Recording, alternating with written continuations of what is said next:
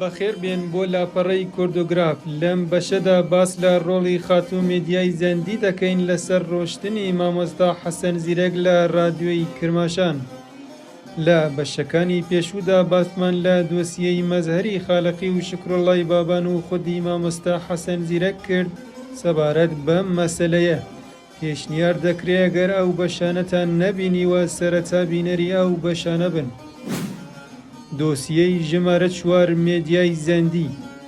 کۆمەڵی خەڵک پێیان وایە کە کێشەی خێزانی حەسەن زیرەک لەگەڵ مێدیای زەندی هاوسەری یەکێک لە هۆکارەکانی ڕۆشتنی حەسەن زیرەک لە رادیۆی کرماشان و دەربەدەری ئەو بووە.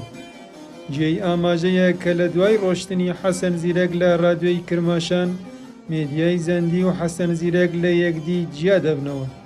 مێدیای زەندی خۆی باز لەوە دەکات کە بە زۆر مارەکراوە لە حەسەن زیرەک و هەڵس و کەوتی زیرەک لەگەڵی باش نەبووە و زۆر سەختی لێگرتووە. بەڵام ئەڵێ ئەو کات من منداڵ بووم و لەوانەیە کە حەق بە زیرەک بوو بێ. ئیتر چون سنیشم قانونی نەبوو بابم شناسنامەی منی نەدابوو شار بوویەوە. بەڵام ئەو کاتە دەوڵەتی ئەو کاتە لە کۆشکی سەرۆکوەزیری منیان لە حەسەن مارە کرد بەبێ ئیزنی بابم بۆ خوشیان شناسنامە و دروستیان کرد و ئێمە بۆ جورە بووینە ژنم. دوای تەبیعەتیشی تووڕە نەبوو بەڵام زۆر سەختی لە من دەگرت. ئێستا کە بیر دەکەمەوە تەماشا دەکەم حەق بەوە چون ئەو وەختی ئەمن زۆر منداڵ و کەم سن و ساڵ بوو. تەبیعەتەن نیسان وەختی کەم سن و ساڵە جوانیشە حەق بەو بوو وەلی من نەم دەتوانی ئەوە دەرک بکەم کە ئەوە حەق بەوە. مێدیای زەندی لە کتێبەکەی ئیبراهیمی فەرشیدا دەڵێ دوای ئەوەی کرماشانمان بەجێهێشت سەردانی بۆکانمان کرد. حەسەن زیرەک پێی خۆش بوو کە بچین بۆ عێراق بەڵام من نەمدەزانی تەکلیف چ دەبێت. دواتر من و حەسەن زیرەک سەردانی رادیۆی تەرانمان کرد بەڵام عابدی سیراجەدینی کە سەرۆکی بەرنامەی کوردی بوو لە تاران ڕێگای بە حەسەن زیرەک نەدابێتە ژوورێ و ئیدی ئەوە بووە هۆی ئەوەی کە زیرەک هەرگیز نەگەڕایەوە بۆ رادیۆ بە جۆرێک سەر لێ شێوە و ئالوودە بوو کە دایم ماڵی بەجێ دەهێشت و دەڕۆیشت. لە دوای ئەوە من و منداڵەکان بەتەنیا لە تاران لە ماڵی بابم ماینەوە و دوای ماوەیەک لە دادگای پارێزگاری لە بنەماڵەدا سکاڵام لە حەسەن زیرەک تۆمار کرد و بە فەرمی لە زیرەک جیا بووینەوە.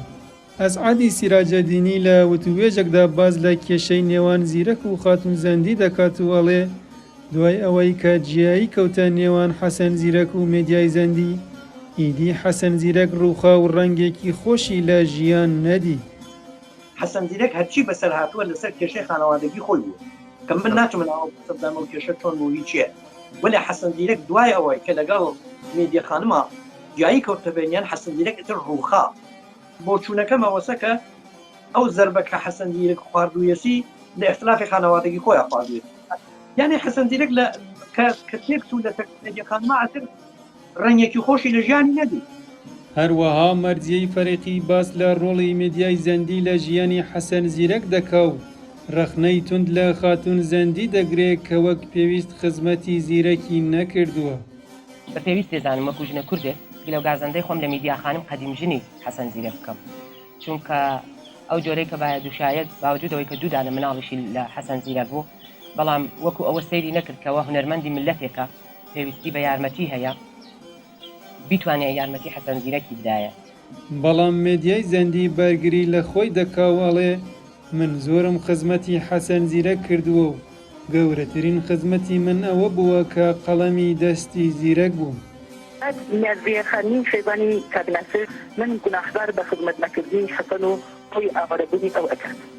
زەحمەت نەبێت مەرجێ خانیدیان پێم بڵ بزانم ئەو کاتی کە من لەگەڵ حەسەن دەژیام بە ئەو پەریما ڕەحەتیەوە تەنابەت لە چۆ بووی چۆن ئەم هەواڵە نادوستکەنایی ژیانی ئێمە دەدەستکەیشتۆ کە ئیجازەت بە خۆت داوە لەسەر تەلەڤیزیۆن ئیدعای وا بکەیت لەدا دەگیان بە خەڵەدا چووی من زۆرم خزمەتی حەسەن کرد گەورەترین خزمەتی کە توانم بە حەسەنی بکەم ئەو کە قەڵەمی نەبوو ئەمن قەڵەمی دەستی ئەو بوو ئەو قسەی کرد و ئەمن نووسی.